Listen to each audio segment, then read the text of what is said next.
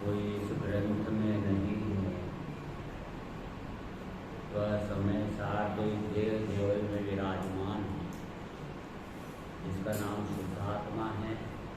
परंतु यह जो समय सार शुद्धात्मा है, उसके कथनी रूप यह ग्रंथ है, इसलिए इसे व्यवहार से समय सार कहा है। ये व्यवहार से समय सार है, निश्चय से में समय सार।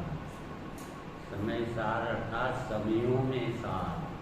समय का अर्थ होता है पदार्थ, वस्तु, फिजिकल टू समय।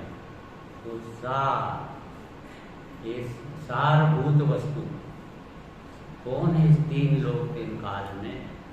क्योंकि तो सिर्फ शुद्धात्मा ही हो सकता है। समयों में सार, पदार्थों में सार, मैं शुद्धात्मा ही हूँ और बाकी सारा जगत असार। सब विधि संसार सारा, या मैं सितना ही लगा।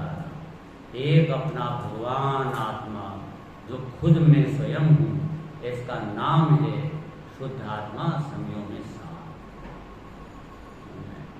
और इसमें अपना प्रकरण चल रहा है, गाथा नंबर आज 312 और 13 में।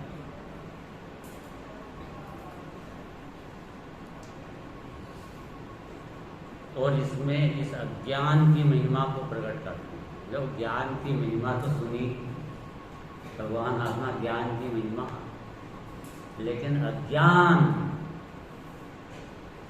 मूढ़ता, मूर्खता, मिथ्यात्व, ये जो अज्ञान है, इसकी क्या महिमा है? जब कैसा चलता है ये अज्ञान, क्यों चलता है, कहाँ से आ जाता है, क्या करवाता है, क्या कहाँ भटकवाता है, कहाँ दंड देता है, कहाँ मरवा देता है। ऐसा इसकी महिमा बताते हैं अज्ञान में।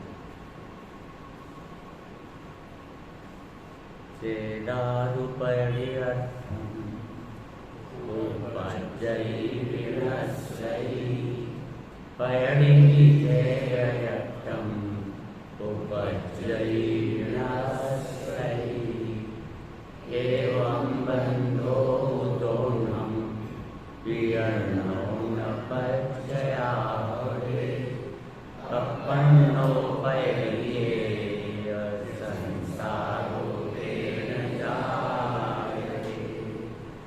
पर जीव प्रकृति के निमित्तयो उपजता प्रकृति का जीव के निमित्त विनाश उत्पाद है। अन्योन्य के जो निमित्त से यो बंध दोनों का बनी, इस जीव प्रकृति का संसार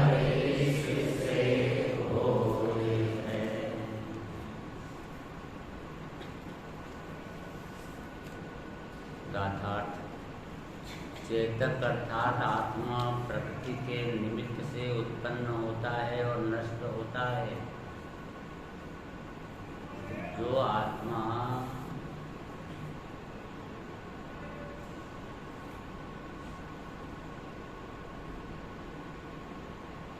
क्या कहते हैं, ये आत्मा प्रकृति के निमित्त से, प्रकृति को यहाँ पे कहा कर्म की प्रकृति। जैसे कर्म जो है वो उसकी मूल प्रकृति तो 8 है। कर्म कितने प्रकार के? 8 प्रकार। तो वो अभी एक प्रश्न आया पाठशाला में कि कर्म की मूल प्रकृतियाँ कितनी, कोई लिख नहीं पाया। फिर कर्म कितने प्रकार के, खट ज्ञानावली दर्शनावली मुग्नि अंतराय नाम होते, तो ये नहीं पता कि ये जो कर्म है इनका नाम मूल प्रकृति, मूल में ये है प्रकृति। प्रकृति मतलब नाम स्वभाव का, नेचुरल, वो कर्म अपने आप बंधते हैं। तो वो ऐसा है, वो प्रकृति प्राकृतिक काम है। या जैसे कि कोई अपराध करे तो पुलिस पकड़ ले, ठीक है ना।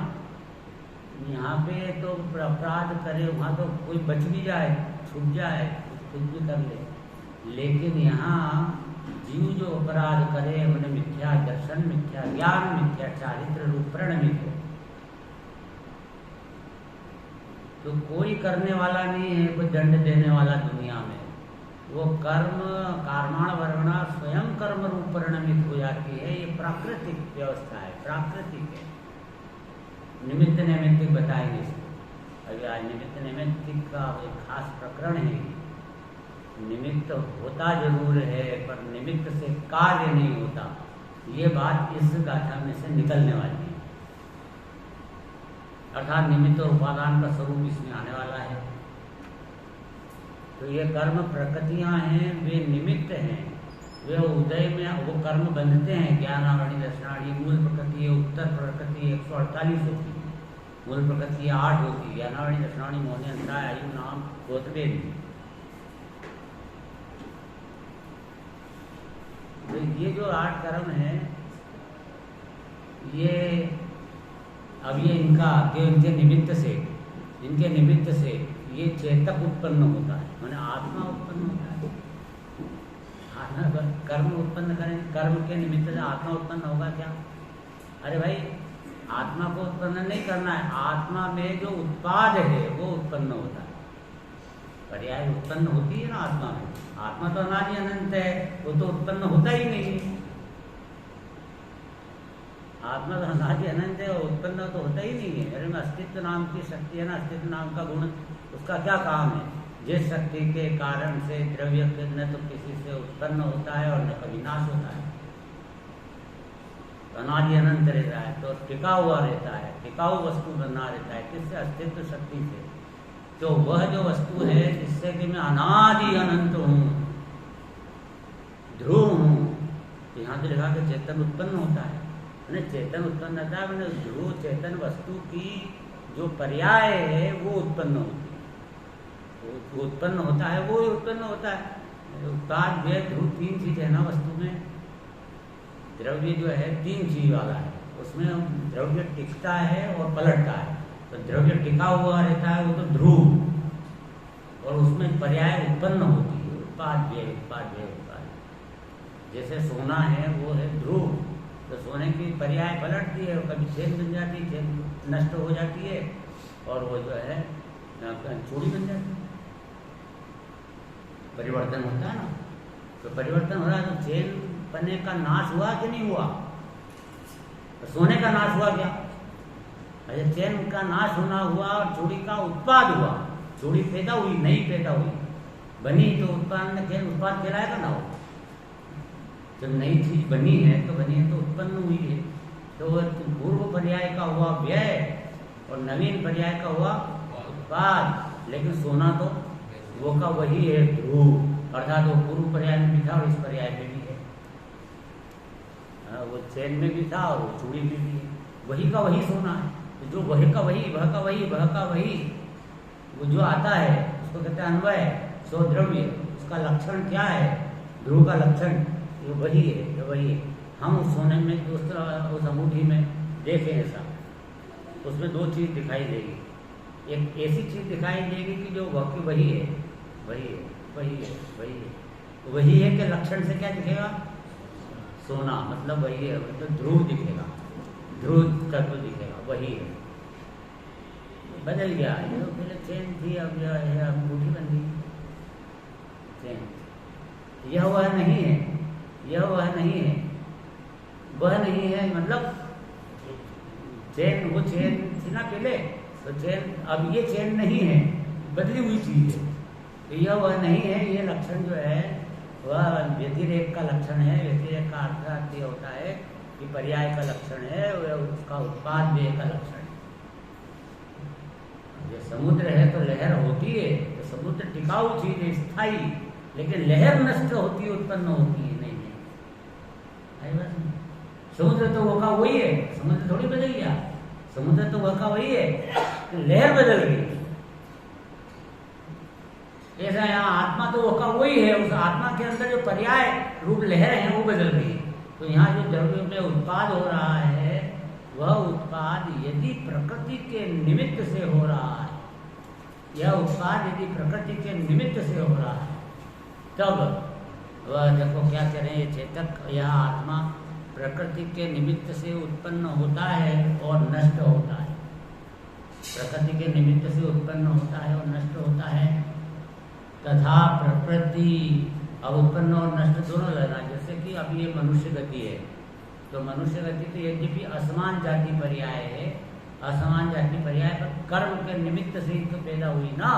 तो ये आत्मा, उसमें आत्मा है, उसके संदर्भ में तो आत्मा को व्यवहार से मनुष्य बोला। जैसे व्यवहार नहीं से हम कौन है? मनुष्य। आत्मा अभियान क्या है? मनुष्य के रूप में है।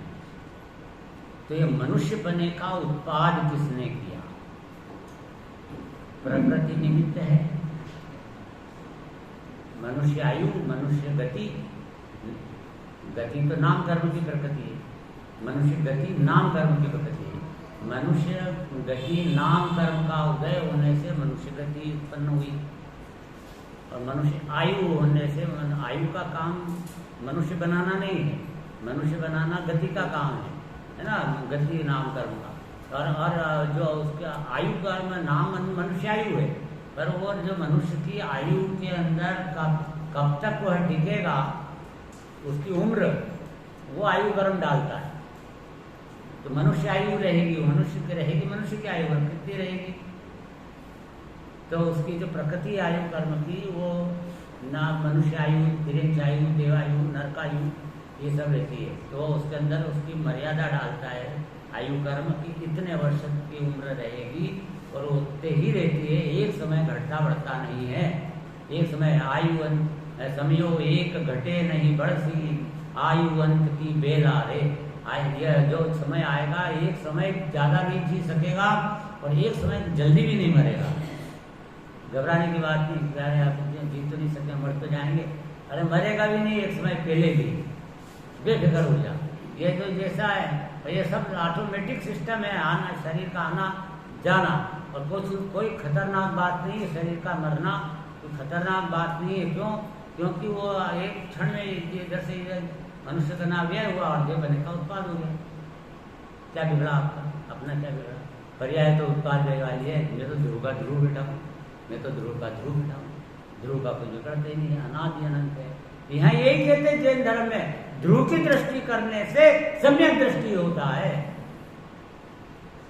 द्रव्य की दृष्टि करने से सम्यक दृष्टि होता है। इसलिए कहा द्रव्य दृष्टि सम्यक दृष्टि, पर्याय दृष्टि मिथ्या दृष्टि।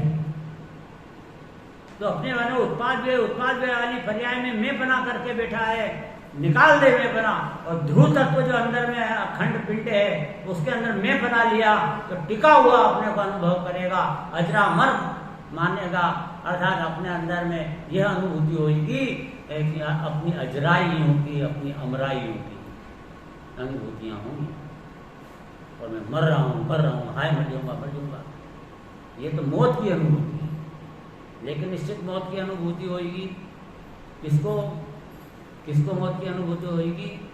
कि जो अपने अंदर द्रव्य गुण पर्याय तीनों हैं, ऐसी बात नहीं है, उत्पाद व्यय दो तीनों हैं, लेकिन उत्पाद व्यय की जो सत्ता है वो जानने लायक है, ज्ञान का विषय है। ज्ञान जानेगा कि द्रव्य भी ध्रुव भी है, पर्याय उत्पाद व्यय भी है, कौन? ज्ञान जानेगा। लेकिन श्रद्धा वह दोनों को नहीं जान मानेगी। वो अंदर श्रद्धा ये कहेगी कि जो ध्रुव है वो मैं हूँ, उसको उत्पाद व्यय से मतलब नहीं है श्रद्धा को। अगर वो उत्पाद व्यय जो है, क्योंकि उसको अपना स्थायित्व ढूंढना है, अगर वो स्थायित्व ढूंढना है उस श्रद्धा को, तो वो अंदर, वो जो वस्तु के अंदर में जो ध्रुव तत्व है वो उसके ऊपर जाकर टिकना चाहिए, उसको मैं बना लाना चाहिए, तो जो मैं अजर अमर हूँ ऐसी अनुभूति हुई। अरे भाई अपने घर के अंदर देखो, ये मकान है, स्थायी जमीन भी है, पंखा भी है, वो घूम रहा है, वो घूम रहा है, मकान स्थायी ध्रुव है। तो कहते नहीं मेरा मकान है तो मैं सबके अंदर टिकूंगा, सब में मान रहूँगा, तो तू पंखे में लटकेगा क्या? कि मेरे घर में है ना सब, तो फिर मैं कैसे नहीं मानूँ कि मैं उसमें हूँ, मैं वो उसमें हूँ, मैं उसमें टिकूंगा, जाकर के मैं पना करूँगा। तो वहाँ तो लगा तो घूम जाए, घूमता रहेगा, भरमेगा। अपने घर में होने पर भी वो उत्पाद व्यय वाली जो सत्ता है वो आश्रय करने योग्य नहीं है। वो अपना जो ध्रुव सत्ता है वो अंदर में वो उसका आश्रय करने योग्य है, तो ध्रुव टिका हुआ है। तो ये ऐसा कहते हैं कि जिसकी पर्याय में एकत्व बुद्धि है उसको निरंतर मौत की अनुभूति होती है। मौत के किससे साहब ये बात समझ में नहीं आई? निरंतर मौत, मरा मैं मरा मैं मरा। क्यों? क्योंकि पर्याय उत्पन्न हुई, इसने क्या माना कि मैं पर्याय हूँ। और पर्याय कितने समय की? एक वो पर्याय हूँ, मरी, इसको लगा कि मैं मरा, क्योंकि मैं बैठा था ना उस पर्याय में। इसके हिसाब से तो मिथ्या दृष्टि के हिसाब से पर्याय दृष्टि में मैं बना था उसका। पर्याय दृष्टि मिथ्या दृष्टि मतलब मैं बना, पर्याय में मैं बना, पर्याय में अहम बना। वो जैसे ही नष्ट होती है पर्याय, इसको लगता है कि मैं नष्ट हो रहा हूँ, मैं नष्ट हो रहा हूँ, मैं नष्ट हो रहा हूँ। इसका नाम ये है कि वह मौत की अनुभूति करता है। तो इसी का नाम भाव मरण। मौत की अनुभूति जो होती है ना प्रति समय, उसका नाम भाव मरण। हर क्षण हो रहा है। ऐसा नहीं मनुष्य आयु तो एक दिन मरेगी, 50 बरस 60 बरस जितनी आयु लेके आया उसमें एक बार मरेगा। लेकिन यहाँ पे पर्याय प्रति समय उत्पन्न होती है, नष्ट होती है, उसमें मैं बना करने वाला प्रति समय मरता है। इसका नाम भाव मरण। यो भाव मरण या भाव कर्म सदियों से करता आया हूँ। भाव मरण या भाव का कर्म सदियों से करता है। मेरा अनादिकाल से मैं मरण मरण मरण मरण में ही जिंदा रहा। जिंदा क्या रहा? हर क्षण मरता रहा, हर क्षण मरता रहा। अब कहते हैं कि अब अपने जीवन की तलाश कर, अपने द्रव्य में जो ध्रुव है उस पर जाकर टिक, और द्रव्य ध्रुव की सत्ता में मैं बना लिया। पर्याय अपने आप उत्पन्न होती हुई नजर आएगी। ज्ञाता दृष्टातम राम को ज्ञान की पर्याय देखेगा कि हाँ मेरी पर्याय उत्पन्न हो रही, नष्ट हो रही। श्रद्धा ने तो त्रिकाली ध्रुव में कब्जा कर लिया, द्रव्य में मैं बना करके बैठ गई। इसलिए वो अपने को अजर अमर रूप अनुभव करने लग गई। बोलो कोई प्रश्न? श्रद्धा को पर्याय श्रद्धा तो श्रद्धा की पर्याय है, उत्पाद है, श्रद्धा की पर्याय है। श्रद्धा गुण है, एक द्रव्य में त्रिकाल श्रद्धा नाम का गुण है, उसकी पर्याय उत्पन्न होती है। उसका पर्याय का क्या काम है? मानना, अहम करना। अब वो पर्याय किसमें अहम करे? द्रव्य में अहम करे, तो पर्याय से ही काम कर रही। तो पर्याय से ही काम, सम्यक दर्शन नाम पाएगा वो पर्याय, सम्यक दर्शन नाम पाएगा। ये तो पर्याय ही। सम्यक दर्शन क्या है? पर्याय, उत्पाद वाली चीज है। पर वो पहले मिथ्या दर्शन था। मिथ्या दर्शन मैंने पर्याय में मैं बना करती थी, पर्याय ही करती है मैं बना। श्रद्धा की पर्याय का काम देखो, श्रद्धा बोलो, दृष्टि बोलो, अहम बोलो, मैं बना बोलो, ये सब एक ही बात है ना। दृष्टि भी बोलते हो, दृष्टि अर्थात अहम, दृष्टि माने मैं, पर्याय में दृष्टि माने पर्याय में मैं बने की दृष्टि हो गई ना। द्रव्य में मैं बना, द्रव्य की दृष्टि। तो ये द्रव्य की दृष्टि भी पर्याय करती है, उत्पाद करती है, श्रद्धा की पर्याय। पर वो श्रद्धा की जो पर्याय है ना, बाबूजी के शब्दों में युगल जी साहब कि श्रद्धा ने अपना कोना कोना ने ध्रुव के लिए खाली कर दिया। और यहाँ तक कि वो श्रद्धा ने स्वयं श्रद्धा के लिए भी श्रद्धा की पर्याय में स्थान नहीं रखा। सारा कोना कोना ध्रुव के लिए खाली कर दिया। अगला तेरी श्रद्धा में कौन है? कि ध्रुव ही ध्रुव है, तो तू भी तो है, तू भी एक समय की पर्याय है श्रद्धा। तू भी तो है तो कुछ के मैं भी हूँ, और ध्रुव भी है, दोनों कि नहीं मैं कुछ नहीं हूँ, जो ध्रुव है वही मैं हूँ। अरे बात समझ में? अब इसमें देखो ऐसा कि जैसे ये मेरा विषय बदल रहा है, लेकिन जरूरी बात है इसलिए कह रहा हूँ। ये श्रद्धा का स्वरूप ऐसा है पतिव्रता स्त्री के समान, अर्थात वो क्या है कि वो स्त्री हमेशा इस तरह मानती है कि ये पति है ना, सोई में हूँ, पति है सो में हूँ। तुम कौन हो? तो बहुत पहले के जमाने में तो तुमको तुम्हारा नाम क्या है, तो पति का नाम बताया, ऐसा कहती कि ये वे है ना, वही में हूँ। तो ये इस प्रकार से देखो है, यद्यपि वो पत्नी पत्नी अलग से तत्व है, लेकिन उसका अहम उसके पति में इस तरह से होता है कि ये है सो मैं हूँ। तो उसका सब कुछ, उसकी दुकान है तो मेरी दुकान है, उसका पर्स है तो मेरा पर्स है, जो कुछ है सब ये मेरा है। तो ये मैं बना लाती है उसमें उस सत्ता में मैं बना रखती है, ठीक है ना। ऐसे ही ये श्रद्धा की पर्याय पतिव्रता पत्नी के समान है। श्रद्धा ऐसी चीज है कि वो अपने को खुद को कुछ नहीं मानती कि मैं हूँ, मैं एक समय की पर्याय हूँ। वो ये मानती है कि मैं तो ध्रुव हूँ। ये है ना ध्रुव बैठा हुआ, ये तो मैं हूँ। अरे पर तू तो पर्याय है, नहीं मेरा कुछ भी अस्तित्व नहीं, मेरा ध्रुव का जो अस्तित्व है वो मेरा अस्तित्व। ऐसा उसका समर्पण है द्रव्य पे, तब वह पर्याय निर्मल बनती है। तो ऐसी पर्याय जो द्रव्य के अंदर अहम करती है, वह पर्याय सम्यक दर्शन कहलाती है। और बाकी कोई पर्याय और किसी भी तरह से मोक्ष की पर्याय भी हो और वो मेरी पर्याय ऐसा माने, तो मोक्ष तो होएगा नहीं, मिथ्या दर्शन हो जाएगा, मिथ्या तो हो जाएगा। ज्ञान जानेगा कि ये पर्याय हैं, ये उत्पाद्य हो रहा है, ये आश्रव है, ये बंद है, ये सुबह है, निर्जरा है, सब ज्ञान की पर्याय जानेगी। सब जानने का काम ज्ञान की पर्याय।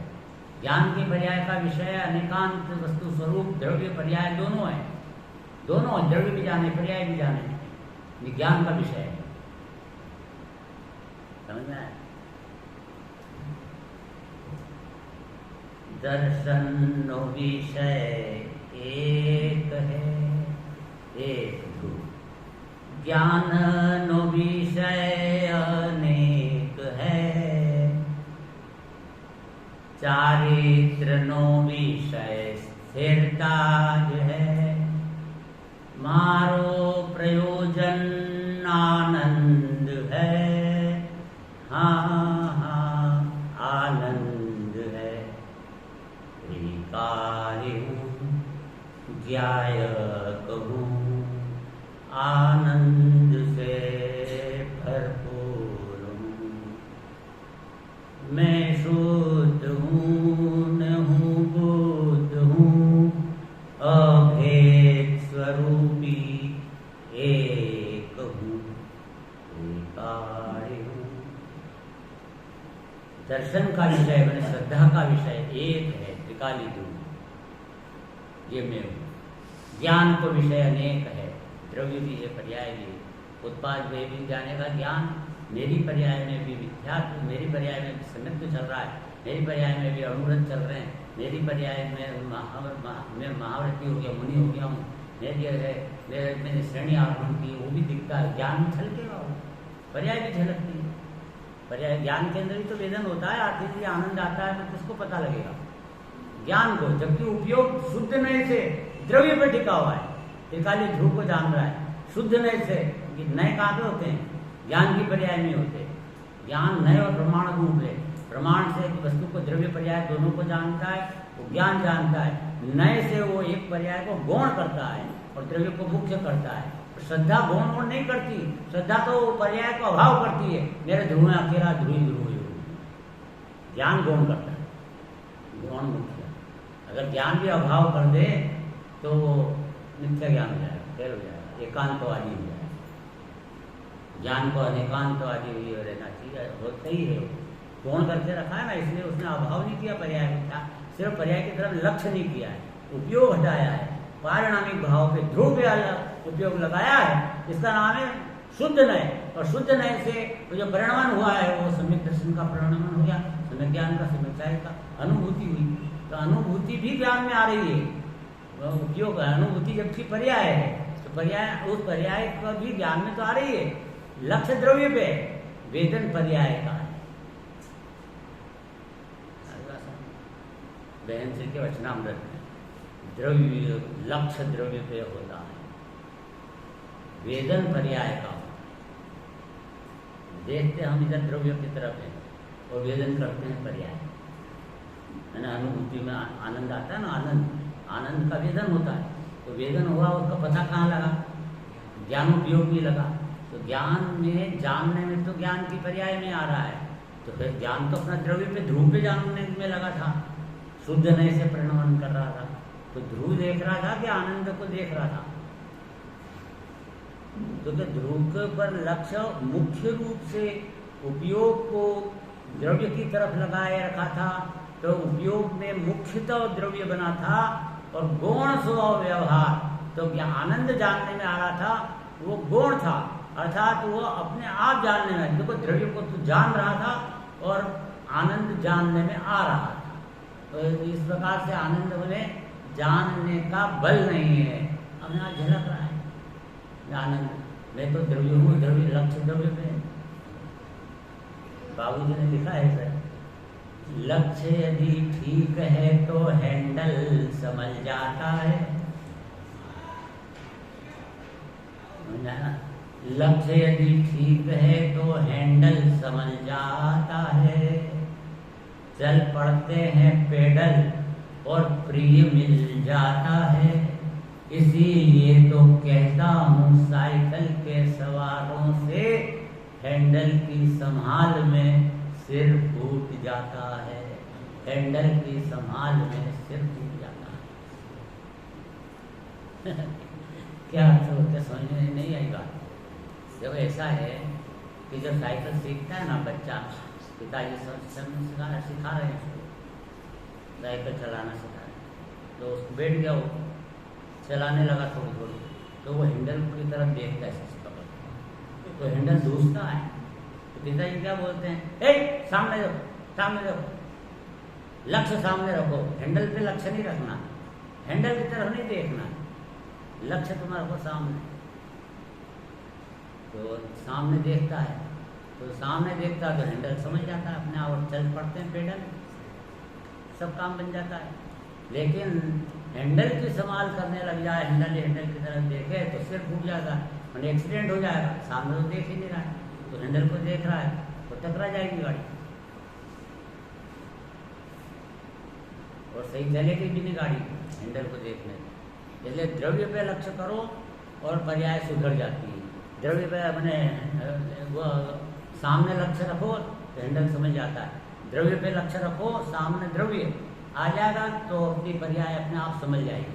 सब सुख शांति आनंद सब प्रकट हो जाएगा, दुख आकुलता की भट्टी सब बुझ जाएगी ऑटोमेटिक, सब ऑटोमेटिक। सब द्रव्य पे लक्ष्य करो, द्रव्य पे लक्ष्य की बड़ी वैल्यू है। ये ज्ञान ग्रहण की पर्याय की तरफ से बात चल रही क्या। अब देखो, एक जैसे वो पोनी होती है ना, पोनी समझ गए, चरखा चलाते हैं जब रुई की पोनी, तो उसमें से वो धागा बनता है, धागा बनाते जाते हैं। तो ध्यान कहाँ लगाना, धागे पे कि पोनी पे। तो वो बनाती है ना, बनाने तो पोनी की तरफ देखती रहती है और धागा बनता रहता है। अगर धागे की तरफ देखने लग जाए तो जैसे टूट जाती है, धागा टूट जाता है, कनेक्शन टूट जाता है। आएगा समझे। तो देखो द्रव्य ऐसे यहाँ पे द्रव्य पोनी है, पोनी उसमें से तो पर्याय प्रकट होती है। द्रव्य जो है त्रिकाली ध्रुव अनादि अनंत गुणों की खान अभेद चिदानंद चैतन्य पिंड पर, यह द्रव्य मैं हूँ। अब ये सत्ता उसके अंदर उपयोग लगाया, उपयोग में उपयोग है, ये सब निर्णय करने से अपने आप ज्ञान में ज्ञायक बन जाता है। तो वो उपयोग में ज्ञायक को लाया, तो द्रव्य पे ध्यान जहाँ तक है, पर्याय समझती रहती, पर्याय बनती, पर्याय का धागा बनता रहता है, नई नई पर्याय, निर्मल पर्याय, रत्नत्रय, फिर चतुष्टय सब बन जाएगा। और द्रव्य पे दृष्टि करने से, द्रव्य पे लक्ष्य देने, यही मार्ग है सारा का सारा जैन धर्म। सिर्फ पूरे चारों अनुयोग ये इसको शुद्ध आत्मा का आश्रय कराने के लिए लगे हुए हैं। चारों अनुयोग कहाँ लिखा है सब कि चारों अनुयोग जो है शुद्ध आत्मा का आश्रय कराते हैं? देखो पंचाष्टिकाय की 172 नंबर की गाथा, उसमें ऐसा आया कि चारों ही अनुयोगों का तात्पर्य एक वीतरागता है। ठीक है, गुरुदेव ने, आंजी स्वामी ने इसका अर्थ किया। देखना, चारों अनुयोगों का तात्पर्य एक वीतरागता है, इसका अर्थ किया कि चारों अनुयोगों का तात्पर्य एक वीतरागता है। वीतरागता कैसे होती है? स्वद्रव्य के आश्रय से। वीतरागता कैसे होती है? स्वद्रव्य के आश्रय से। इसलिए चारों अनुयोगों का तात्पर्य स्वद्रव्य का आश्रय कराना है। शुद्धात्मा कितना बढ़िया सही अर्थ निकाला कि गलत अर्थ निकाला? गलत कोई कह ही नहीं सकता है। उसमें तो वीतरागता को ही लिखा था, ग्रंथ में तो लिखा था चारों अनुयोगों का तात्पर्य वीतरागता है। स्वद्रव्य का आश्रय लेने का नहीं लिखा था चारों अनुयोगों का तात्पर्य। उन्होंने कहा वीतरागता है, तो वीतरागता कैसे होती है? तो स्वद्रव्य के आश्रय से होती है। स्वद्रव्य का आश्रय कराना हुआ ना सर, चारों अनुयोगों का तात्पर्य अपने आप ही सिद्ध होगा कि द्रव्य का आश्रय करेगा तो सम्यक दर्शन होगा। अन्यथा सब बातें हैं, बस बातें ही बातें हैं, है ना। और बाकी जो बात है, देखो जीव जुदा पुद्गल जुदा, यही तत्व का सार। बाकी जो व्याख्यान है सब यही का विस्तार, सब ये विस्तार। आज शरीर अलग है और मैं आत्मा अलग भिन्न हो गया तुम्हारा काम सब। तो फिर हमें एक सात तत्व का स्वरूप बताया, तो इसमें हे ये उपाधि बताए, अपना पराया का निर्णय कराया। ये सब क्यों? ये सब इसी का विस्तार है। जीव जुदा पुद्गल जुदा, इसके इसी के लिए सब बात बताई जा रही है। तो जीव पुद्गल के अंदर अनादिकाल से एकत्व करे बैठा है, जिससे नुकसान हो रहा है। तो यहाँ पे भी तो जीव जुदा पुद्गल जुदा की बात चल रही है। क्या बात देखो, जीव पुद्गल जुदा कैसे लिखा है कि यहाँ पे जो प्रकृति है सारी की सारी ये पुद्गल है। ठीक है ना, जीव जुदा पुद्गल जुदा, यही तत्व का सार। सब व्याख्यान में इसी का विस्तार। चलो यहाँ पे लगाओ वो वाला फार्मूला, जीव जुदा पुद्गल जुदा, यहाँ का लिखा है। ये सब शास्त्र में इसी का विस्तार है, इसी लाइन का विस्तार है। तो विस्तार इसमें बताओ। तो कि ये देखो यहाँ एक चेतक आत्मा और कर्म प्रकृति, कर्म वे जो प्रकृति उसके निमित्त से उत्पन्न होता है। अर्थात ये कर्म पुद्गल और जीव चेतन। अब ये कर्म पुद्गल जो हैं कर्म, उसके निमित्त से, निमित्त माने उपस्थिति, कर्म की उपस्थिति से यह उसकी तरफ लक्ष्य करके और उसका आश्रय करके और अपने में रागादि विकारी भाव उत्पन्न करता है। रागादि भाव उत्पन्न करता है। कौन करता है? जीव करता है। जीव का करता है। तो क्यों करता है? कि वो ये जान ही नहीं रहा है कि कर्म की प्रकृति पुद्गल है। पुद्गल का आश्रय करने से क्यों तो उसको परिणमित हो रहा है। तो उपादान को पकड़ ले तो कर्म प्रकृति भिन्न पड़ी रहेगी। पुद्गल कुछ भी नहीं कर सकता तेरा। पुद्गल कोई कर्म में अपने को विकार करा सके ऐसा तीन काल में संभव नहीं है। क्योंकि कर्म विकार, यहाँ तो आप सब कर्म विकार कराता है ऐसा लिखा है और आप कह रहे हो कर्म विकार नहीं कराता है। बड़ी गजब की बात है ये भी। अरे कर्म विकार कराता है ये कहाँ लिखा है? ये लिखा है कि प्रकृति के निमित्त से ये उत्पन्न होता है। उत्पन्न होता है मतलब विकार रूप उत्पन्न होता है, राग द्वेष रूप उत्पन्न होता है ना, प्रकृति के निमित्त से। तो निमित्त को तुम कर्ता मान रहे हो, उसका मतलब कर्म से विकार होता है ये मान रहे, मतलब निमित्त को कर्ता मान रहे हो। उन्होंने स्पष्ट लिख दिया कि निमित्त है, वो कर्ता वर्ता है नहीं। अरे निमित्त नैमित्तिक संबंध अलग बात है और कर्ता कर्म संबंध अलग बात है। और निमित्त को कर्ता कहा जाता है वो व्यवहार में से कहा है। निमित्त को कर्ता कहना यह व्यवहार लागू पड़ता है। समझ में आई बात? इसलिए ये उत्पन्न होता है और नष्ट होता है।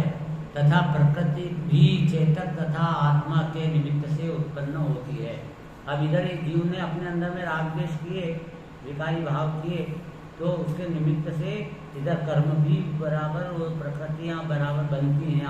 आश्रय होता है, बंध होता है, वो सब पर वो कर्म कर्म में रहता है, पुद्गल पुद्गल में रहता है, जीव जुदा पुद्गल जुदा बराबर फार्मूला बना रहता है। कर्म जबरदस्ती जीव को नहीं परेशान करते और जीव जबरदस्ती कर्म को बांध नहीं सकता। जीव अपने अंदर में विकार करता है, कर्म अपने आप बनते हैं। कर्म को पता भी नहीं है कि विकार क्या है क्या नहीं, उसको तो अपने आप बनना, वो परिणमन होता है पुद्गल का। वो उसका निमित्त नैमित्तिक संबंध, निमित्त नैमित्तिक का मतलब उसकी पर्याय अपने आप जैसी उधर होना थी पुद्गल में और अपने जीव में भी वैसी पर्याय होना थी। एक काल है दोनों का, निमित्त और उपादान का एक काल है। निमित्त नैमित्तिक संबंध एक संयोग है, वास्तविक कोई किसी का कर्ता धरता नहीं। निमित्त में जो है वो उसके लिए तो वो पदार्थ उपादान था, तो उपादान उसकी पर्याय उसमें से हो ही रही है। उपादान तो क्रमबद्ध में उसकी पर्याय उसमें से आ रही है। निमित्त में निमित्त का उपादान था वो, इसलिए उसकी उसमें से आ रही है। और अपनी जो दूसरा द्रव्य है उपादान वाला, वो उसमें उसकी पर्याय उसमें अंदर से आ रही है। अब योग ऐसा हुआ कि उसमें वैसी आनी थी, कुम्हार की इच्छा ही होना थी कि मैं घड़ा बनाऊं, ऐसी विकल्प आना था। और उधर मिट्टी के अंदर में वो क्रमबद्ध में पर्याय ऐसी आ रही थी कि वो घड़ा बने। तो एक काल था, उसी का नाम निमित्त नैमित्तिक। और अज्ञानी को निमित्त नैमित्तिक समझ में नहीं आया, वो कहने लगा कि कुम्हार ने घड़ा बनाया, कुम्हार ने घड़ा। जीव नहीं करे खटपट नहीं, नहीं शेष द्रव्यो जीव करे। जीव घड़ा नहीं बनाता, जीव कपड़ा नहीं बनाता, जीव तो जानने देखने का पुंज भगवान आत्मा है, ज्ञाता दृष्टा आत्म राम है।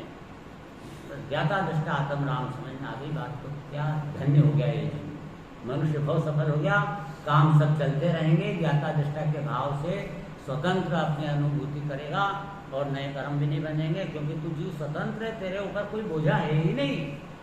पुद्गलों का कर्मों का बोझा अपने आत्मा पे नहीं है। वो पुद्गल क्या करेगा तेरे को? जो हम विकार करते हैं वो अपने उपादान से करते हैं। हम उपादान में विकार करना बंद कर दे तो कर्म अपने आप उसको जो होना है होएगा, पर अपने आप वो तो निर्जरा को प्राप्त होता है, वो हो जाए, उसकी जाने वो जाने, अपने को क्या लेना देना। अपने को ये अंदर से करो कि मेरे को विकार नहीं करने के लिए मैं स्वरूप का अवलंबन लेकर निर्विकार होता हूँ, तो सारे कर्म ढोक देकर चले जाएंगे। मतलब ये अर्थात ये कि ये तो गया अंदर आत्मा में, अपना क्या काम है, नष्ट हो जाएंगे, वो उनके कारण नष्ट हो जाएंगे। किसी को किसी का कोई मतलब नहीं है। छह द्रव्य स्वतंत्र है, छह द्रव्य स्वतंत्र है।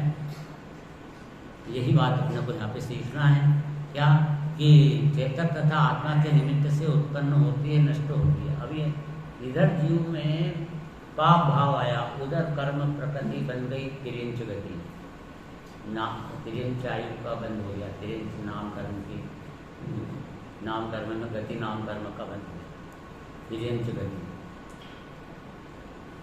इधर परिणाम हुआ, उधर हुआ। अब ये हो गया तो देखो भाई इस परिणाम से हुआ ना वो बंद, यह परिणाम निमित्त है, इसके जीव के परिणाम के निमित्त से कर्म प्रकृति बनती है, नहीं बनती है, नए कर्म आते हैं। और जीव कर्म जो पहले के बंधे हैं उसके निमित्त से जीव की परिणति होती है। दोनों का आपस में निमित्त नैमित्तिक संबंध है।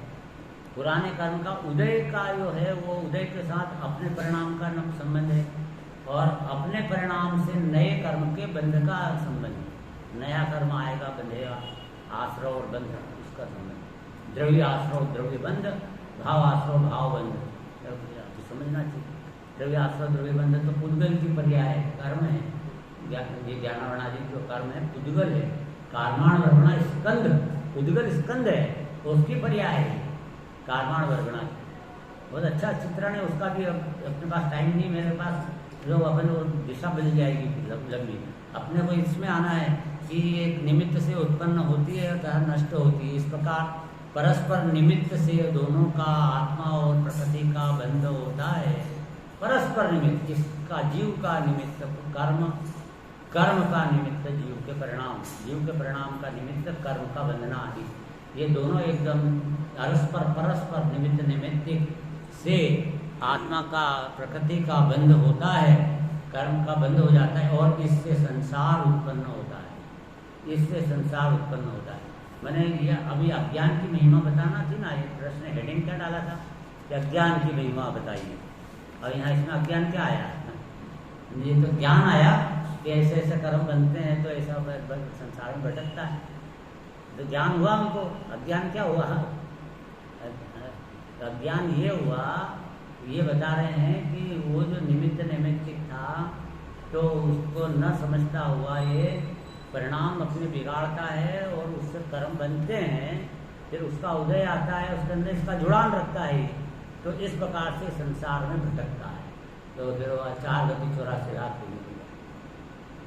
ये अज्ञान था ना, ये अज्ञान से बना, ये अज्ञान था ना।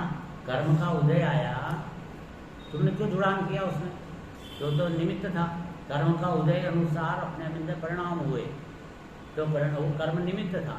तुम अपने परिणाम को अपने पुरुषार्थ से आत्मसन्मुख रखते तो कर्म की प्रकृति क्या करती? लेकिन तुम तो उसके उदय के अनुसार परिणमित होते जा रहे हो, मैंने उसका आश्रय करके, उसका लक्ष्य करके उस अनुसार विकार कर रहे हो। जैसे कर्म का उदय आ रहा है वैसे वैसे आप अंदर में खुद अपना पुरुषार्थ उधर लगा रहे हो विकार करने उदयानुसार। तो फिर ये गलती से तुम्हारा संसार में परिभ्रमण हो रहा है, ये कह रहे हैं, चतुर्गति परिभ्रमण हो रहा है। अब कर्म घुमा रहे हैं कि नहीं घुमा रहे? कर्म नहीं घुमा रहे, हम अपने अज्ञान से घूम रहे हैं, ये यहाँ सिद्धि चल रही है। अज्ञान क्या है साहब? ये कर्म तो परिभ्रमण करा रहे हैं। जड़ कर्म घुमाता है मुझको, यह मिथ्या भ्रांति रही मेरी। मैं रागी द्वेषी हो लेता जब परिणति होती है लड़की, यो भाव कर्म या भाव मरण सदियों से करता आया हूँ, निज रूपम गंध नल से लोग पर गंध जलाने आया हूँ। सप्तात्मिक उपदेश है, आध्यात्मिक उपदेश है। तो कहा हजारों कलाएं हैं दुनिया में, लेकिन ये जो कला है अध्यात्म की कला, ये सर्वोपरि श्रेष्ठ कला है, इससे बढ़कर कोई कला नहीं है। इसलिए जीव को अध्यात्म की कला में पारंगत होना चाहिए। जो कला इस जीव को स्वयं को संसार में डूबने से बचाती है और भव समुद्र को तिरा देती है। तैरने की कला आना जरूरी है, तैरने की कला आना जरूरी है। पानी में गिर गया, जिसको तैरना याद था वो तो तैर गया, बाहर आ गया, जिसको तैरना याद नहीं था वो डूब गया। ये भव समुद्र में अगर तैरना याद नहीं है तो डूबे, नाजी से डूबे नहीं। यहीं पे डूबे हुए को थोड़ा सा सांस आती, बाहर थोड़ा सा आंखें दिख रही है डूबे हुए को, तो वहां से गुरु निमित्त बन रहे गए, इस तरह से तू गिर जा, ऐसे हाथ चलाना, ऐसे कर ले तो तू आगे बढ़ जाएगा और ये किनारा पकड़ में आ जाएगा, ऊपर चढ़ जाएगा तो मगरमच्छ खाने वाले जो थे तेरे को उससे बच जाएगा। अब वो क्या कह रहे हैं, मैं तो बर तो रहा हूँ, आप मेरे को शिक्षा दे रहे हो, अरे मेरे को कोई जरूरत नहीं है, मेरे को तो वो देखो मगर आ गया तो मैं उससे भागू, इधर हटूँ इधर हटूँ, और मगरमच्छ के मुँह में माथा दे दूँ, ये इतना तो बेवकूफ़ हो रहा है। तो वो उनके गुरु का उपदेश नहीं सुन रहा है। चलो आया मगरमच्छ खा गया, फिर वो इस प्रकार से निगोद का 4 गति के मगरमच्छ इसको खाए जा रहे हैं। किनारे पर, किनारा क्या है? किनारा अपना ध्रुव है, चैतन्य द्रव्य ध्रुव, ओनली वन, एक किनारा है। तो यहाँ ये पर्याय के प्रवाह में, विकार के प्रवाह में से हटके, लक्ष्य हटा के और चढ़ जा ध्रुव पे, ये मैं हूँ, तो सत्ता ध्रुव में बैठ गया, अपने आप चलती रहेगी, दुनिया भी चलती रहेगी, पर्याय कार्य होता रहेगा, अपने जब कोई बोझा नहीं, निर्भर हो गए, काम बन गया। क्या होता है कि एक बार हमारे उज्जैन में वो चलती है, उज्जैन में एक शिप्रा नदी है ना, शिप्रा नदी, तो उसके अंदर में बहुत पानी आता है, ऐसा आता है तो नदी पूर आ जाती, पूर कहते हैं। बाढ़ का मतलब तो होता है कि पानी गांव में घुस जाता है, पूर आती है मतलब नदी फुल हो जाती है, खतरे के निशान के नीचे बराबर पे आज तक आ जाती है, तो पूर के फुल पूर मतलब फुल भर गई। तो ऐसा सीन बनता है कि सारे उज्जैन वाले जो निवासी हैं आकर के खड़े होकर देखते हैं। तो वहाँ ऊपर टीले बने हुए हैं, वहाँ पे जो दूर दूर से किसी की बिल्डिंग पे किसी आके खड़े होकर तो उसको निरीक्षण कर देखते हैं, आनंद लेते हैं। वहाँ कैसी नदी फूल है, कैसी फूल हो गई, देखो वो मंदिर भी डूब गया, वहाँ वो भी डूब गया, सब हट गया यहाँ से, तो देखा ऐसा देखते हैं। अब हमारा प्रश्न ये है कि उस नदी को देखना पूर्व को, तो पूर्व में खड़े होकर के देखना कि सामने टीले पे खड़े होकर देखना है? अगर पूर्व में अगर उसमें नदी के अंदर पूर्व में जाकर के देखूंगी मैं पूर्व क्या है, अरे भैया वो बह जाएगा, न जाने कहाँ जाएगा, हड्डी पसली नजर नहीं आएगी। उसमें खड़े होकर देखते हैं, देखना है तेरे को तो ध्रुव चट्टान पर खड़ा होकर के, तो सब दूर खड़े हो जाते हैं। दूर पानी जब बह रहा है तो अपने ऊपर क्या बोझा है, अरे जो वो बह गया वो बह गया, जो सब दुनिया दिख रहा है, सब पलटते उलटते लुटते लुटाते सब दिख रहा है, लेकिन लोग खुद कहाँ बैठा हुआ है ध्रुव पे। तो सब देखते हुए भी इसको कोई टेंशन नहीं, कोई दुख नहीं, आनंद से चल रहता है। ऐसा यहाँ पर पर्यायों का प्रवाह है, उस कर्मों का निमित्त नैमित्तिक संबंध से होने वाले सब बाह्य के सब प्रकरण बनते हैं। इन सब को अंदर में ये जीव बिल्कुल ज्ञान अपने ध्रुव पे बैठ करके ज्ञाता दृष्टा बना जो बनता है, ज्ञाता दृष्टा इक्वल टू ध्रुव पे बैठ गया, वो ध्रुव में मैं बना करके बैठा है, उसमें से जानना जो प्रकट हो रहा है वहाँ वो ज्ञाता बनता है। आज ध्रुव का अवलंबन हुआ ही नहीं कि मैं तो ज्ञाता हूँ दृष्टा हूँ, ये तो निष्ठाभाषी हो, क्या करता दृष्टा तो बने जा रहा है और बोलता है ज्ञाता दृष्टा हूँ। अरे ज्ञाता दृष्टा बनने के लिए उसको उत्पाद व्यय से हटना होता है और अपने ध्रुव में मैं पना लाना होता है। तो ध्रुव में आकर के ज्ञान स्वभावी आत्मा का ज्ञायक मैं आत्मा हूँ, तो ज्ञान जानने रूप से परिणमता है, जानता रहता है, जो हो रहा है ज्ञाकार बनता है। ज्ञान कोई तकलीफ नहीं, ज्ञाकार बन रहा है, वो तो ज्ञान की पर्याय है वास्तव में ज्ञाकार, वो भी ज्ञान की पर्याय भी अंदर से आ रही है, ज्ञ जैसे आकार में, ज्ञ से ज्ञान नहीं होता है, ज्ञान तो अखंड ज्ञान में से आता है। अभी कहाँ इतनी बात को समझ ले तो निर्विकल्प हो जाए, शांति समता रस का पान करे ये जी तत्काल, देर न लगे। यहाँ कह रहे हैं ना अज्ञान की महिमा ही है, तो संसार भग रहा है, संसार उत्पन्न कर रहा है अपने जीवन में, संसारी बन रहा है। अरे सिद्ध समान होकर के संसारी बन रहा है, शोभा देता है तेरे को, शोभा किसको देखो, दूसरा तेरे देखने वाला है, तू कितना घटिया बन करके चार गति में क्यों दुख पा रहा है। जैसे करुणा करके आचार्य इस जीव को यहाँ अज्ञान की महिमा बता रहे हैं, ये अज्ञान की महिमा से चार गति में भटक रहा है। भाई अपने अज्ञान को मिटाओ, ज्ञान प्राप्त करो और एक भव समुद्र से कट जाओ। ये दाव है, सिर्फ ये मनुष्य बच्ची में ये दाव है। ये आज का जो प्रकरण चल रहा है अपना, ये आज 10 धर्म चल रहे हैं, इसमें जो उपस्थित हुए हैं, ये दाव है कि इसके अंदर अपना कल्याण करो, तो फिर टाइम बीत जाएगा, न जाने कहाँ जाएगा, दुकान पे जाके बैठ जाएगा, वहाँ जाएगा लड़ी झगड़ा करेगा, खाएगा पिएगा, उसमें धर्म के दिन चलेगा, साफ क्या है। अरे भैया तो चलो धर्म के दिन में कर ले कल्याण, ये कोई बात नहीं है। और जब नहीं करेगा यहाँ पे तो फिर बाद में थोड़ा थोड़ा चलाते रहेंगे, कहने हुए कर ले ऐसा टाइम नहीं है, करके चलो टाइम नहीं, टाइम कहाँ जा रहा है, मरने के लिए टाइम जा रहा है, हम लोग से बनाने के लिए टाइम जा रहा है। गधा बनना पड़ेगा भाई, बैल बनना पड़ेगा, सब बोझा ढूंढना पड़ेगा, रात दिन लगे रहना पड़ेगा, ये सब जो धर्म को छोड़ के चलेगा उसकी दुर्दशा होने वाली है, और जो धर्मात्मा होगा वही भवपार होगा। धर्मात्मा को धर्म ही उसको भव समुद्र से काटने के लिए, भवकूप से काटने के लिए रस्सी के समान है। आया था ना पूजा, रस्सी के समान भवकूप से काटना। रस्सी जो है कुएं में कोई गिर जाए, कुएं में कोई पर चीज पानी निकालना है तो रस्सी चाहिए कि नहीं चाहिए, रस्सी से खींचेगा। तो ये धर्म है वो आई अपने ये भवकूप में अपन पड़े हैं अंदर, ये रस्सी आई है ऊपर से जैन धर्म की, वो उसको पकड़ के आप बाहर आ जाओ, निकल जाओ कुएं से। ये धर्म ही रस्सी है कुएं से निकालने की। अब टीका 9:15 से 10:15 चल रहा है अपना बताओ, सही है ना टाइम? यह आत्मा उसे अनादि संसार से ही अपने और पर के भिन्न भिन्न निश्चित स्वलक्षणों का ज्ञान भेद ज्ञान न होने से, देखो गाथार्थ में तो कहीं नहीं लिखा था कि अज्ञान की महिमा बता रहे हैं, पर अमृतचंदाचार्य टीकाकार उसमें से निकालते हैं कि अच्छा कुंदाचार्य का ये अभिप्राय है कि ये जीव कर्म की प्रकृति और आत्मा के अंतर को नहीं पहचानता।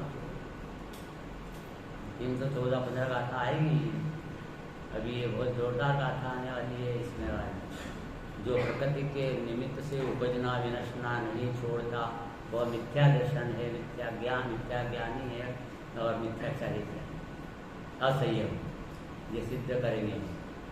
13-14 प्रसिद्ध गाथा है वो 14-15 में। 14वीं गाथा प्रकृति के अनुसार उपजना विनशना नहीं छोड़ता, उपज रहा है तो प्रकृति के अनुसार उपज रहा है, प्रकृति मैंने कर्म के अनुसार, प्रकृति के अनुसार विनश रहा है। अरे तो प्रकृति का गुलाम है क्या? वो परद्रव्य है, पुद्गल है, वो तेरे को क्या दंड दे देगा, क्या कर लेगा? उसकी ताकत क्या है? परद्रव्य को अपने स्वद्रव्य में छू भी सकता है क्या वो? तो उसके अनुसार क्यों उपज रहा विनश रहा है? जो कर्म की प्रकृति के अनुसार उपजता विनशता है और इनकी पलटू वह मिथ्या दृष्टि है, अज्ञानी और असंयमी। समझ आई बात? तो अभी हाल यहाँ टीका में आइए कि यह आत्मा आज की गलती नहीं है। कब से लिख रहे हैं? अनादि संसार से ही, अनादि अनादि अनादि अनंत पंच परावर्तन, अनंत पंच परावर्तन। एक पंच परावर्तन के स्वरूप समझे तो कितना काल व्यतीत होता है उसमें। होश उड़ जाए, होश उड़ नहीं जाए, उन्हें ठिकाने आ जाए क्या इतना सिर्फ ये पंच परावर्तन में इतने काल भटका, इतने भटका, इतने भटका।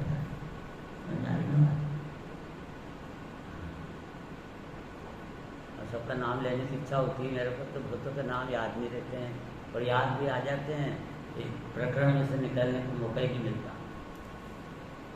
बाकी सब बहुत आत्मार्थी जीव हुए यहाँ पे, बहुत मेरे को खुशी है। सब मेरे सबकी सूरत ध्यान में आ रही है मुझे और ध्यान में रहेगी एक एक की।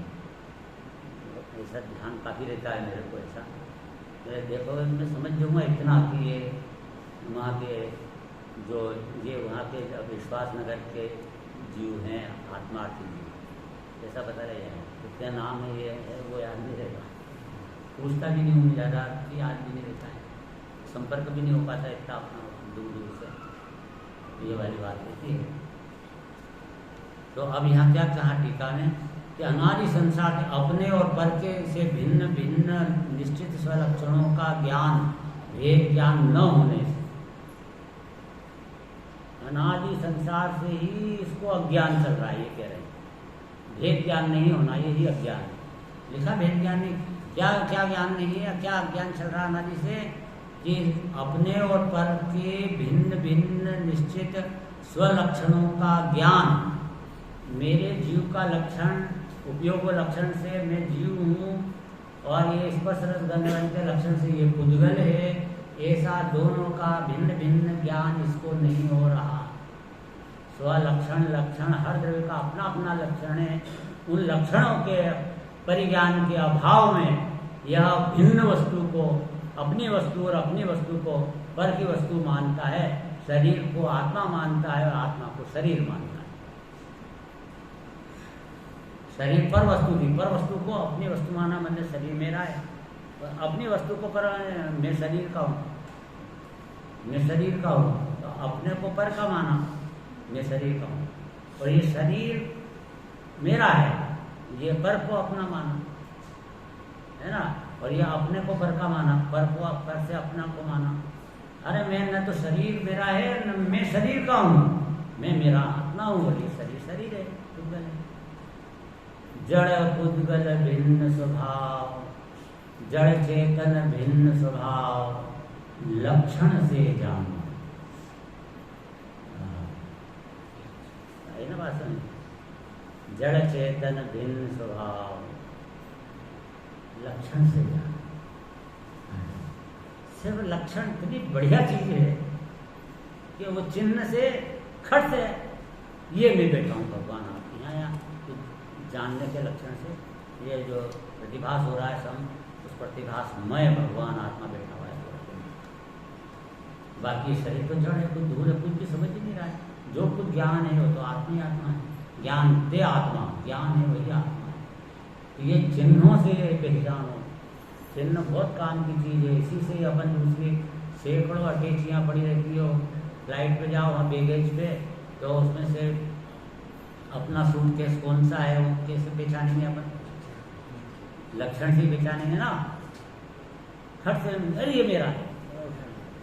अपनी चप्पल कैसे ले लेते हैं, हजारों चप्पलों में से कैसे ले लेते हैं। वो समय शिखर में शिविर लगा हुआ है, अपना जो शिविर लगता है 5 साल में एक बार KKPPS से, तो वो शिविर में 5-5 हज़ार आदमी, और सब लोग तो 5,000 की चप्पल जूते कितने हुए, तो वहाँ ऐसा लगा ढेर लग जाएगा। अगर कोई सोचे कि यार इसमें से अपनी चप्पल कैसे कोई निकालेगा, कैसे कैसे क्या करेगा, तो कार्यक्रम पूरा हुए सब चप्पलें साफ, और सब ने अपनी अपनी पहनी, किसी ने किसी की नहीं पहनी। बड़ा आश्चर्य की बात है कि ये इसका मतलब ये कि हर जो जीव है अपना लक्षण से अपनी वस्तु को ढूंढ लेता है। तो तू अपनी वस्तु कौन है, अपनी वस्तु तो आत्मा है, तो आत्मा को लक्षण से ढूंढ ले एक बार कि ये मैं हूँ और ये पर पुद्गल है, उसको भी लक्षण से उसको जान ले। पर का लक्षण पर में, अपना लक्षण अपने में, तो पर के लक्षण से मालूम पड़ जाता है ना कभी कभी पर का भी लक्षण कि ये पड़ोसी का मकान है, अपना नहीं है। कैसे जानते हो, उसके लक्षणों से जानते हैं। तो इस प्रकार से उसके मकान में नहीं घुसते अपन अपने मकान में घुसते हैं। सिर्फ इन लक्षणों से अपनी चीज़ की उसको पहचान हो जाती है। जैसे हम अपने आत्मा में घुसो, अपन अपना पदार्थ, ये पुद्गल तो शरीर, और ये उसकी परिणति है, किसकी, पुद्गल की, तो पुद्गल का घर है, तो इसलिए इसके अंदर क्यों घुसे जा रहे हो, पुद्गल में क्यों घुसे जा रहे हो, ये मेरा है, ये मेरा मकान है। और दूसरे के घर में घुस के देखो, फिर तो पुलिस पकड़ लेगी, डंडे पड़वाएगा, खुद भी अंटर मारेगा अगर उस पर कब्जा करने जाएगा दूसरे के घर पे। कभी चले भी गए तो सॉरी है, मेरा नहीं आपका था, गलती हो गई, ये कह के बाहर निकलना पड़ेगा। ये नहीं होगा कि जो है मेरा मकान है, जैसे जैसे मेरा बोला कि मेरा है, ऐसा है तेरा है, देह कटेगी, ये बात होने वाली। ये जो तुम शरीर पे कब्जा करके बैठ रहे हो, पुद्गल पे कब्जा, मेरा मकान, मेरा शरीर, मेरा ये, मेरी इंद्रियां, इंद्रिय के विषय मेरे, अरे तो ये पिटाई करेंगे सबके सब पुद्गल। ये अज्ञान की महिमा है कि पिटाई हो रही है 4 गति में, अज्ञान की महिमा है। तो उनके घर में कब्जा करे जा रहा है, अपने घर में कब्जा कर भाई, अपने घर में कब्जा है ऑलरेडी तेरा, तेरे को कोई किसी से सर्टिफिकेट लेने की जरूरत नहीं, तो सीधा घुस जा अपने घर में, आनंद कर रहा है, कोई वो अनंत काल डिस्टर्ब नहीं करेगा, सिद्ध भगवान बन के रहेगा। अनंत काल की व्यवस्था है सब। यहाँ कहते हैं पर के अपने एकत्व का अध्यास करने से करता होता हुआ सोपर एकत्व दर्शन, ये हो रहा है इसका एकत्व। तो इस कारण से यह अध्यास हो रहा है, अध्यास माने भ्रम है ना। ये प्रकृति के निमित्त से उत्पत्ति विनाश को प्राप्त होता है, प्रकृति भी आत्मा के निमित्त से उत्पत्ति विनाश को प्राप्त होती है। मैंने अपने परिणामों के निमित्त से कर्म बनते हैं, कर्म के निमित्त उदय के निमित्त से अपने अंदर में परिणाम होते हैं। कब कि जब हम उसमें जुड़ते हैं, तो ये लगाना निमित्त कुछ नहीं करता, हम उस निमित्त का आश्रय लेते हैं। इसलिए तो निमित्त बार बार समझा रहे हैं। निमित्त से उत्पत्ति विनाश को प्राप्त हो, अर्थात आत्मा के परिणाम अनुसार परिणमित होती है कर्म प्रकृति। इस प्रकार यद्यपि उन आत्मा और प्रकृति के कर्ता कर्म भाव का अभाव है। देखो निमित्त भी लिखा और फिर साथ में लिख दिया कर्ता कर्म का अभाव। बिल्कुल निमित्त का अर्थ कर्ता कर्म होता ही नहीं है, फिर भी निमित्त को कर्ता की भाषा में बोला जाता है, व्यवहार में से बोला जाता है। तथापि परस्पर निमित्त भाव से दोनों के बंध देखा जाता है। इससे संसार है और इसी से उनके आत्मा और प्रकृति के कर्ता कर्म का व्यवहार है। ये कर्ता कर्म का व्यवहार है। इस तरह से ये जीव को ये व्यवहार कर्ता कर्म का जो व्यवहार से कहा था इसने निश्चय मान लिया और इस प्रकार से वो आपस में एक दूसरे को चिपकते रहे, कर्म और आत्मा चिपकते रहे, एक अनुभव करते रहे और इस प्रकार से दंड पाते रहे चार गति में। या ज्ञान से ही चिपके रहे, ज्ञान से भिन्न भिन्न जान ले तो यह भव पार होता है। सभी इसी तरह से स्वपर का भेद विज्ञान करें। 5 पॉइंट जो बताए थे वो 5 पॉइंट भेद विज्ञान थे। स्वद्रव्य और परद्रव्य के बीच भेद विज्ञान, आगे ध्यान में विभाव और स्वभाव के बीच भेद विज्ञान, और पर्याय और द्रव्य के बीच भेद विज्ञान, गुण और गुणी के बीच भेद विज्ञान, द्रव्य और द्रव्य, प्रमाण के द्रव्य से दृष्टि का विषय वाला द्रव्य को अलग छांटने रूप भेद विज्ञान। ये इस प्रकार के भेद विज्ञान करने से इसी से यह आत्मा यह ज्ञानी बनता है और भव पार होता है। जय जय।